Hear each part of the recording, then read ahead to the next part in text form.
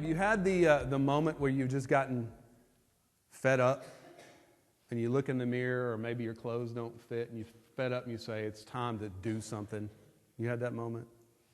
You got to do something, because if not, I'm going to have to buy new clothes and this is going to be a problem. So you start Googling, looking for a diet, you're looking for a workout plan, you're looking for something. And there are lots of them out there, so it's easy to find one. But the thing that they all have in common is they're all going to show you a before and an after picture, right? They've got a person that looks like you first, and then they've got somebody that's surprising, like maybe they're 24, and they spend 14 to 16 hours a day in the gym is what they look like. They've only ever eaten spinach and grilled chicken. You look at this person, and the guy that's pulled up, he's got big biceps, and he's got a six-pack of abs. He looks like he runs every day. He's got these massive calves. I thought about showing before and after pictures, and I thought that was a terrible plan. Then I was going to describe the woman too, and I'm like, that's also a really bad plan. So you can just imagine. But like, you see these before and after pictures, and they're like, if you just follow our plan, this could be you in 30 days or 90 days or whatever. And there's two basic responses to that. There's going to be some people in the middle, but for the purposes of this sermon, there's two basic responses to that. The first one is, yes, that's what I'm going to do. I'm going to get it. I'm going to get it done.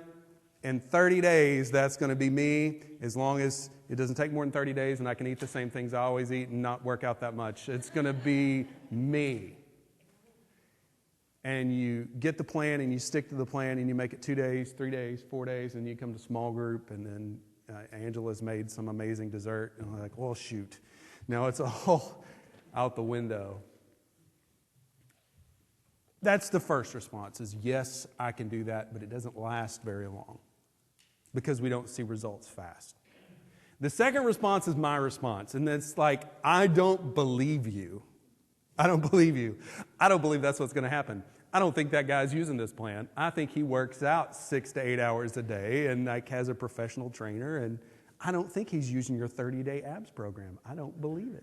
Shake weights are not getting it done for him. And the first one, they might be sucked in because of the after picture. You might get sucked in because of the abs, and you're like, that's going to be me. But for me, and for the skeptics like me, it's like, I don't believe you because you're overselling this. I don't believe those results are actually going to happen, and maybe some results are going to happen, but I think that you would show me the actual results if this plan was going to work, so I don't believe you. And then I feel superior, and I don't do anything, right? So at least the first people tried something. I just don't do anything because I know there's no way I'm getting there. There's no way I'm moving from where I'm at to where you are by doing this. And so we have those two general reactions when we have that common theme that we're going to get better, we're going to do better, or clothes are going to fit, that's what's going to happen. And then we start to look for something, and either we try it for a little bit and then we quit because we don't see results very fast, or we say, you know what, this is not achievable, I'm not going to do it. And then there's a few people in the middle that just get it done. They stick with it and they get it done. But that's not who I'm preaching to today. We're preaching to those two people on the other side. We look at these before and after pictures, and we say, it's just not going to happen, or it's going to take too much. And maybe you feel that way when I preach, too. Maybe you feel that way when I preach. Maybe I'm overselling this, and you're like, I know me, and I'm not getting to that point. You talk about growing in Christ. You talk about becoming spiritually mature. You talk about becoming more like Jesus, and I know me, and I know where I am, and I know what's happened in the past, and I know I'm not going to get there, and so I'm not going to try it. Or you say, you know what, I'm going to do this. I'm going to try it, but after a few days, you're not seeing the results you want, and you give up.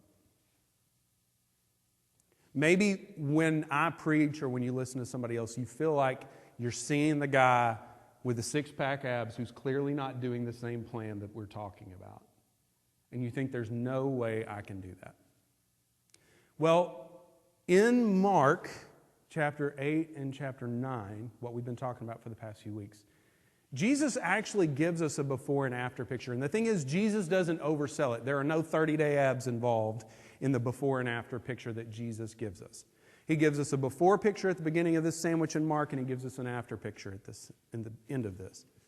And he's not overselling it. He's not giving you the 30-day abs. He's giving you a realistic picture of what it looks like if you will do what he says to do. And we're going to look at those before and after pictures today. So if we're going to look at the before picture, we got to start with the before. Mark chapter 8, starting in verse 31. If you remember this back a few weeks ago, this is where we started in this section. And Cooper said today, so are we going to be done with Mark by the end of the year? I'm like, well, we're in Mark 9, and there's 16 chapters, and we've been here since February. What do you think? He's like, so we're going to be here for a little bit longer. But in Mark chapter 8, verse 31, it says, he began to teach them that the Son of Man must suffer many things and be rejected by the elders and the chief priests and the scribes and be killed, and after 3 days rise again. And he said this plainly. This is how we started everything. Jesus said, this is the plan. I'm not speaking to you in metaphors. I'm not speaking to you in word pictures. I'm going to tell you clearly what's going on. And the disciples' reaction is our before picture. Peter took him aside and began to rebuke him. That's what started this whole thing. This is where Peter is. He says, Jesus, this is a bad plan. We're not going to do this. I have a much better plan. It's not going to work.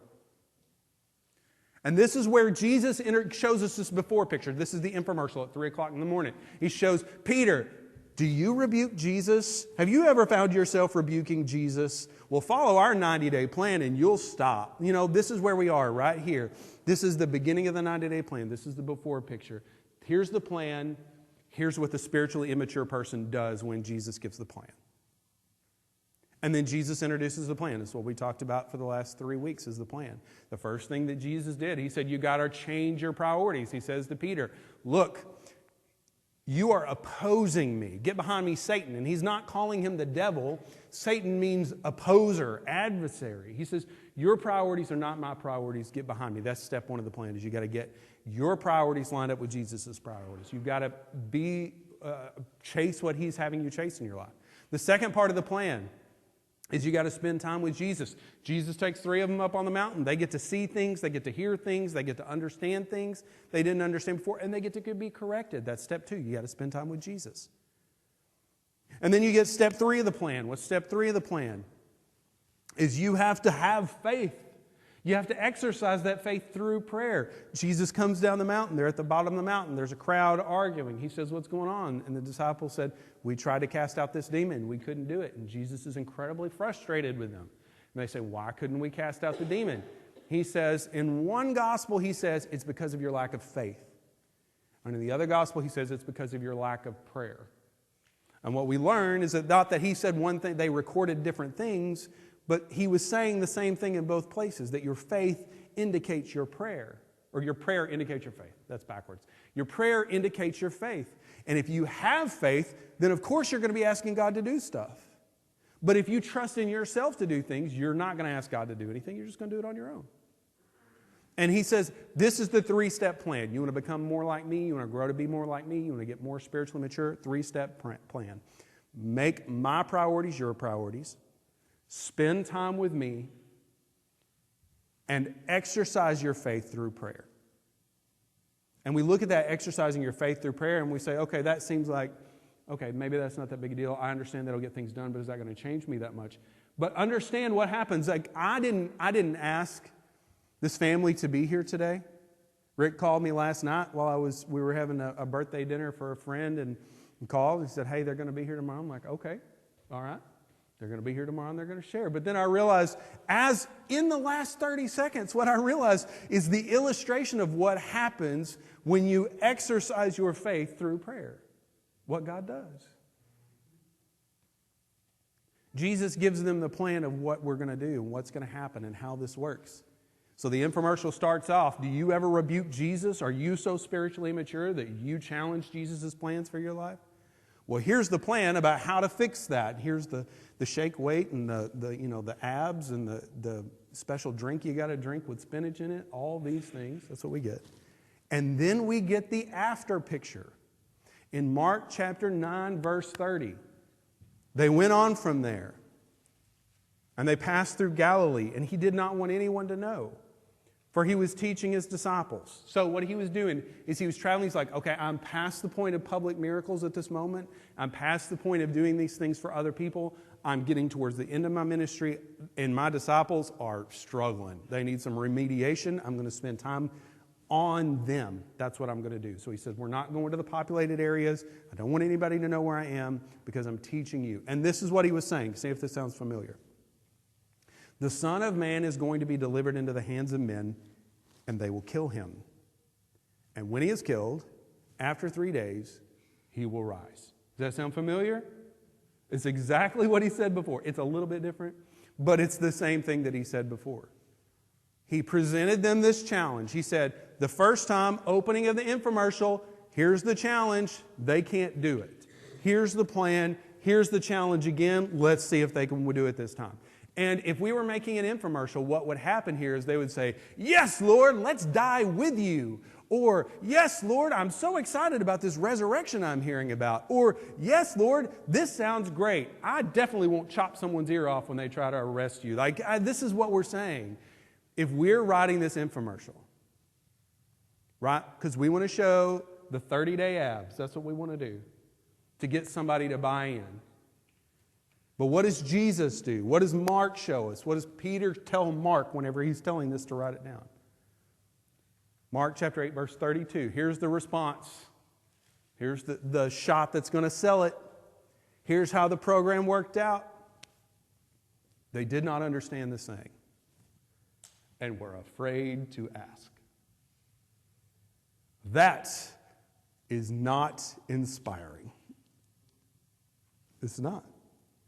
But you know what it is? Realistic. It's realistic. We sell this thing as if you just do these things, everything in your life's going to turn around and everything's going to get better. And here's the deal. It will. It will. But this is not a 30-day abs program where if you stick with this for 30 days, you're going to look like Peter. You're going to look like Paul. Although I don't know that you want to do that because all the pictures I've ever seen of Paul, he had lost a lot of hair, and I don't know if anybody's signing up for that. But spiritually, this is who you're going to look like. We say that.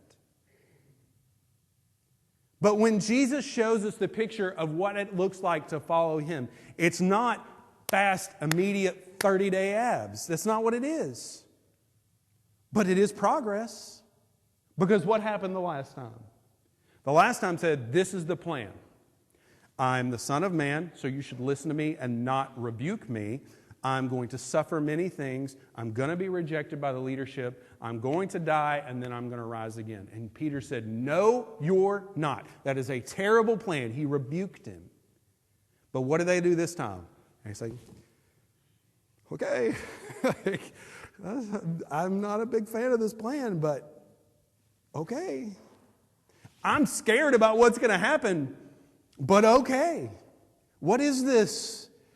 This is realistic progress in the life of a believer. And if you want somebody to sell you 30-day abs, there are people that are going to do it. If you just pay this $300, if you sow that seed of faith, it's going to work out for you. But the picture that Jesus gives us is not that. It's slow progress over time. But understand this. What happens at the end of that accumulated time? What happens when a life is spent in a life of faith? These guys who say right now, I don't know what he's talking about. And I'm not a huge fan of what he's talking about. I'm kind of scared about what he's talking about, but I'm going to keep my mouth shut and follow Jesus. What happens to them at the end of their life? 30 days isn't making a whole lot of difference. It's making some, but it's not making it a whole lot of difference. But what happens at the end? Peter, who's still struggling up until the point of the resurrection, who's still struggling to the point after the resurrection and decides to go back to fishing until Jesus comes and gets him from fishing and says, go back to doing what I told you to do in the first place. Peter preaches in the temple. Peter is arrested and beaten, but continues to preach. Peter travels up and down the east coast of the Mediterranean, encouraging churches, writing letters, starting churches, making big mistakes. Paul had to call him out one time over where he sat in the lunchroom. He had big mistakes that he made. But the end of Peter's life, what is it? He's preaching in Rome. He's preaching in Rome. And they decide that they're going to crucify him. And they come to him to crucify him. And what's his response? His response in Mark chapter 9 is, or Mark chapter 8 is, I didn't change that to Mark chapter 9:32. It's 9:32, not 8:32. What's his response there? I'm scared. I don't know what's going on. What's his response at the end of the program? He's like, I want you to crucify me upside down because I am not worthy of being crucified in the same way Jesus was. So you go ahead and do that. That's fine. But make sure you do it the way I want it done. This is not a 90-day abs program. But if you will commit to this, if you will follow the plan that Jesus is laying out for you over the course of a lifetime, you will be changed. You will be changed. John goes, and he's one of the guys that says, hey, we should destroy this Samaritan village. I know we've got these new powers and we're able to do things. Can we destroy this village for you? Can we call down fire from heaven? And Jesus says, what are you talking about? Like, what are you doing, man? No, you can't do that. John is struggling. He's a person that whenever Jesus preaches this, he sits back and says, I don't understand this, but I'm not going to make Peter's mistake. I'm going to grow a little bit. But what happens at the end of his life? At the end of his life, he's preached all up and down the east coast of the Mediterranean. He's gone up into Turkey. He's gone up into Greece and preached and started churches all through there. And then he's exiled to the island of Patmos. And on the island of Patmos, he writes letters to the churches to encourage them. And instead of talking about calling fire down from heaven to destroy a village for not giving him lunch when they showed up, he's writing about how the way that we show that we're followers of Jesus is by loving one another. He talks about what the exercise of faith looks like. He writes the last gospel, and he writes a book of prophecy. You get guys like Mark, you get guys like Timothy, you get all these people that we look at and we say, okay, I can't be like them. Like they're the guy on the shirtless guy on the screen, and we say, I can't be like them. I can't make it. Because they're more than I could ever be. They're something special. They're doing something different. You're wrong. You're wrong. Because what you're looking at is you're looking at them and saying, I can't do that in the next 30 days. And you're right about that. You're saying, I can't do that. I'm not that person. You're right about that. But you're looking at them at the end of their life. You're looking at them at the point where they're being made into flannel graphs and cartoons for Sunday school. You're looking at them at the end. But where were they right here? Right where you are. And right where I am. But it was the slow obedience of saying, God, what's your priorities for my life? Because that's what my priorities are going to be. It's the slow obedience of saying, I'm going to follow you and I'm going to spend time with you and be changed by being in your presence. It's the slow obedience of saying, God, I can't do this, but you can. And over 30 days, there's not a whole lot of change. There's a little bit of change, but there's not a whole lot of change. Over 60 days, there's not a whole lot of change. There's a little bit of change. There's not a whole lot of change. But over the course of a lifetime, there is massive change that occurs. Because the Spirit of God works to mold you and change you and grow you. And you look at them at the end of their life and say, I can't be that. Because you're comparing yourself to someone who spent 50 years doing these things rather than just a few days. So I want to encourage you. I want to encourage you, first of all, if you're like me, and you're the cynic that looks at that and says, that can never be me. I'm not going to do that. I want to understand that although I may make it sound easier than it is, and it may sound like I'm saying the results are going to have to happen faster than they do, and other preachers are going to say things like, if you just do this one thing, it's going to turn your life around. Jesus is not selling that. Salvation occurs immediately. You say to Jesus, I recognize that I'm in desperate need of rescue, that I cannot save myself, and if I need you to rescue me, and you cry out to him for rescue, that happens immediately. But that's a change in status. You still need to be grown and matured and sanctified, and that is the process of a lifetime. So if you're like me and you're the cynic and you're saying, you know what, I can never be like that, you're wrong. You're wrong. You're not going to get that way in 30 days. You're not going to get that way without some change. You're not going to get that way without sticking to it. But you will be changed over the course of a lifetime into someone that the current you does not recognize. Only if you obey. And maybe you're the person that says, yes, I want that. I'm going to get that. And you started this stuff, and we talked about it 3 weeks ago and 2 weeks ago and 1 week ago. You started it and you dove right in, but then it got hard real fast. And you said, how long is this going to take for me to get to the point that I don't struggle with this sin anymore? How long is it going to take for me to get to the point that I am the wife I need to be, I'm the husband I need to be? How long is it going to take? Because if it's 30 days, I can endure for 30 days. It'd be better if it's 21, maybe 14. Can we do 7? I can do this if it's just a few days. To you, I want to say this. Your perspective is all wrong. And you need to understand going into this that this is not the process that is changed in 30 days, but a course of a lifetime. This is what you're supposed to do for the rest of your life. And if you follow the plan that Jesus laid out, you don't change yourself, but God changes you. Why? Because you're pursuing what He wants you to pursue. Because you're spending time with Him. And by spending time with Him, you're seeing things and understanding things and being changed and challenged by things. Because things are being accomplished in your life because you're not just trying to do it through your own power, but going to Him and saying, I need you to do this. You will be changed over the course of a lifetime.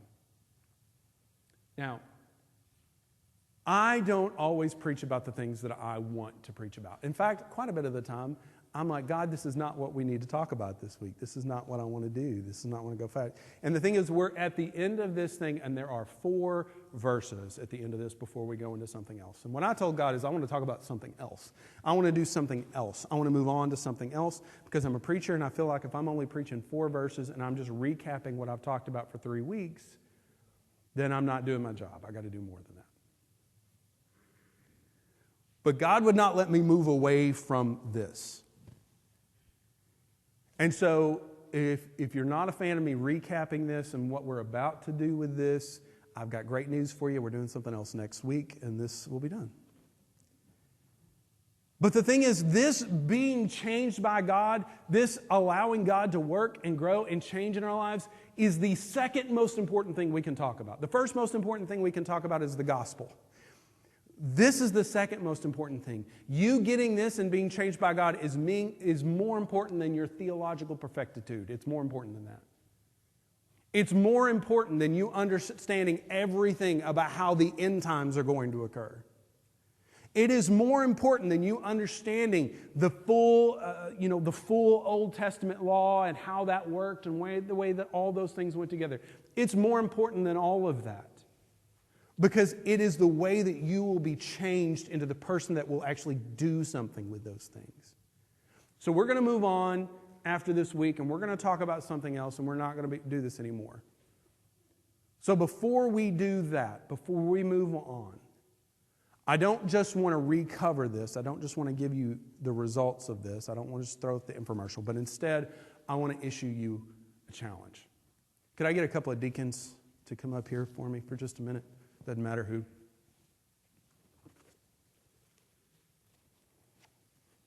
I got one deacon. There's another one. There you go. Would you just pass those out? Everybody gets one of these. Thank you. Pass that out. I'm going to issue you a challenge, not just to listen to a sermon, not just to listen to a series of sermons. and say, you know what, I've listened to those sermons, so I'm good to go now. But rather, I'm going to challenge you to actually do something with this, what we've talked about. I'm going to challenge you to go home after we're done here, not right now. I'm going to challenge you to go home and talk about these things with your family. I'm going to challenge you to go home and have this conversation about what this would look like in your life. I'm going to challenge you to include your kids in this. And if you don't do it, you know what? I'm not going to check next week and say, who followed through with the challenge? I'm not going to come back to you and grade you on that. I'm just going to say, right now, this is your opportunity. This is me pushing you, challenging you to make this something that you and your family do together. And I want to challenge you to include your kids in this. For those of you that have kids at home, I want to challenge you to include your kids in this for a reason. And that reason is right now, we are deciding, are we going to follow through with this plan that Jesus has laid out or not? Are we going to be changed by this or not? We're going to struggle through that, and we're going to push ourselves to do that, and it's going to be a thing that we deal with.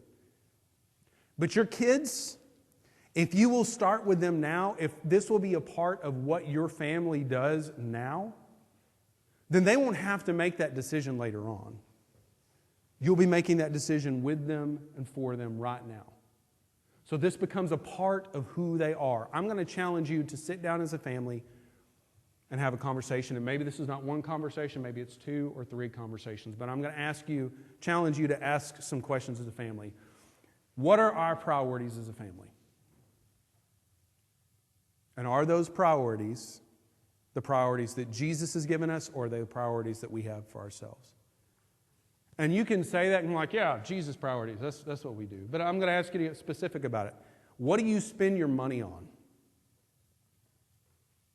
Because where your treasure is, your heart is also. What do you spend your money on? Because if you're spending your money on something, that's your priority. Are you spending your money on things because God has told you to spend your money on them, or because it's what you want to do? What do we spend our time on? What are we doing with free time? Are we working more? Are we spending it as a family? Are we serving with the church? What are we doing with our time? Because what you're doing with your time will tell you what your priorities are. What are we working toward as a family? Like, what is the thing that we're chasing? What is the thing that we're after? And is this a thing that's from God, or is it a thing that we've just decided we want to do on our own? And finally, I want you to ask this question. This is an important thing. Your kids may not know what you spend your money on. Your kids may not really understand this idea of what you're spending your time on. But the question that you need to ask your kids and have the conversation with, whether they understand it or not, is, what does Jesus want our priorities to be? Because as we talked about a few weeks ago, your priorities can be completely not evil. They can be God-honoring priorities. Peter was not being evil in his desire to not see Jesus killed. He thought that was a good priority to have, but it wasn't the priorities that God wanted for him. And so I ask you this. Sit down with your family and talk about this. What does Jesus want our priorities as a family to be? I want you to ask yourself about your time with Jesus. Not just not talk about it to each other so that nobody knows nobody's doing it right, but talk to each other. Talk to your kids. What is our time with Jesus like? How much time do we spend with Jesus? Through study of the Bible, through reading the Bible, and through prayer. If you can build that habit into your kids, the things that you're struggling with, they will not struggle with. How much time are we spending together as a family? We've started something new at our house Britt started this back at the beginning of the semester. And the first thing that they do with homeschool, and the first thing that they do whenever I'm there to do with homeschool, is we take the first few minutes and they all go through and we read something and we talk about what stands out to us, and then we pray. And we build into them the habit of spending that time with Jesus and starting that day off with Jesus. And that's probably something you struggle with. But find someone, whether it's if you're married, if you've got a family, if you're just home by yourself, find somebody else to do this with, and challenge yourself to spend more time with Jesus. And then ask each other, how can we help each other to spend more time together? What rhythm can we build into our family to make sure that we're doing this? Do we need to have a conversation every night? Do we just need to check in as a married couple and say, hey, did you get that time with Jesus today? To push each other on that? What do you need to do as a couple? What do you need to do as a family to spend that time together? Do you need to say to your kids, hey, no electronics, no screen time until you've taken 5 minutes to read a chapter out of Proverbs and pray, so you've read the Bible for 5 minutes? What can you do to build this in your life to help hold each other accountable? And finally, I'm going to ask you to challenge each other about your faith. Have a question about your faith. Ask yourselves, ask each other, are we asking God to help us parent, or are we just doing this thing the way that we think is best? Are we asking God, what's the right thing for us to do with our kids? What's the right thing for us to be teaching our kids and involving our kids in? Are we asking God to help us parent, or are we doing this through our own strength and our own knowledge and our own ability? Are we asking God to help our marriage?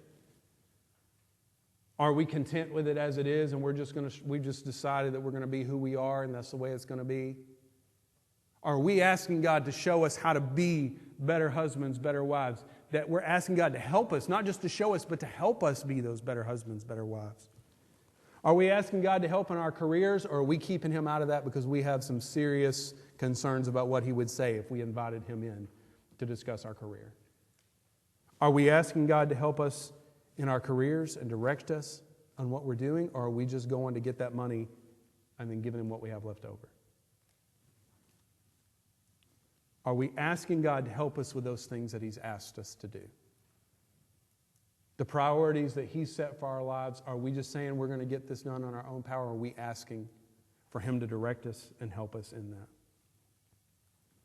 And finally, last question, how do we push each other as a family, as a couple?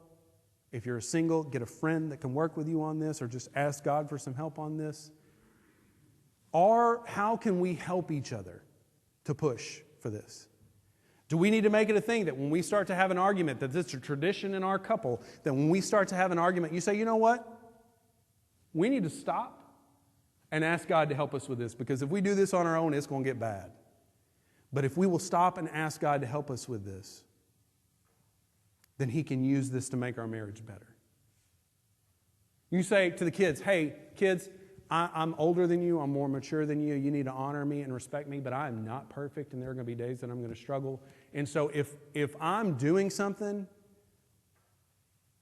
and you need me to stop and pray about it, you have permission to say, hey, Dad, hey, Mom, before we continue this conversation, can we invite Jesus into it? Can we stop and ask Him to help us with this?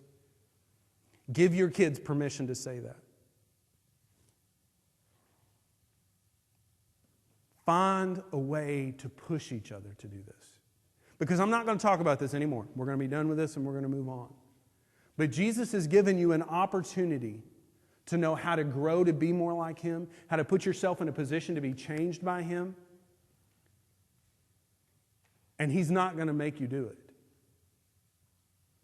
It's only going to happen if you decide that you're going to take this challenge up. So next week we'll talk about Thanksgiving. Next week we'll move on for that. But for right now, I want to ask you this. Do you want to grow? Do you want to be changed? Or are you content as you are? Because if you want to grow and you want to be changed, He is there waiting to change you. If you will just decide that, you know what, I'm going to adopt His priorities as my own. I'm going to spend time with Him through prayer and through the Word.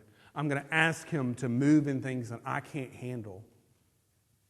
And not only that, but we're going to make it a part of our family culture that we push each other to do these things. You don't want it for yourself, want it for your kids. You don't want it for yourself, want it for your spouse. You don't want it for yourself, want it for this church. Because what would happen if this church was a group of people that said, you know what, we're going to do what it takes to put ourselves in a position to be changed by God and grow so that we're better than we were yesterday. We're more faithful than we were last year. We're stronger than we were 2 years ago. And we're never going to hit perfect. but we're going to pursue Jesus and be changed by Him and be made into what He wants us to be. What would happen if we said, I'm not just going to listen to 5 sermons and then move on to the next thing and say, yeah, we should do that. But what would happen if you decided this is a thing that our family is going to pick up and adopt and use? What would happen? He's ready and available to make changes in you and in your life. All He's waiting on is you. What are you going to do? Would you stand with me as we pray? Our Heavenly Father, we come before you right now, and Lord, you know I wanted to move on to something else this week. You know I wanted to talk about something else and deal with something else this week. But you pushed back for me to talk about this week. You pushed back for me to offer this challenge this week, for us to not just listen to a series of sermons, but to do something with a series of sermons. For us not just to listen to the Word, but apply the Word in our lives. And I ask that we would, Lord. I ask that you would give us a desire to go home and sit down with our families and have these conversations. I ask that we would make the hard decisions as adults so that our kids would not have to make these hard decisions later, but rather it would just be a part of their lives. It would be a part of the way things happen, to spend this time with you, to seek out your priorities for their life, and to trust in you for the difficult things and even the small things of their lives, Lord. And I ask that you would change us, that you would show us fast results, quick results from our service and faithfulness to what it is that you called us to do, Lord. I ask all these things in Jesus' name.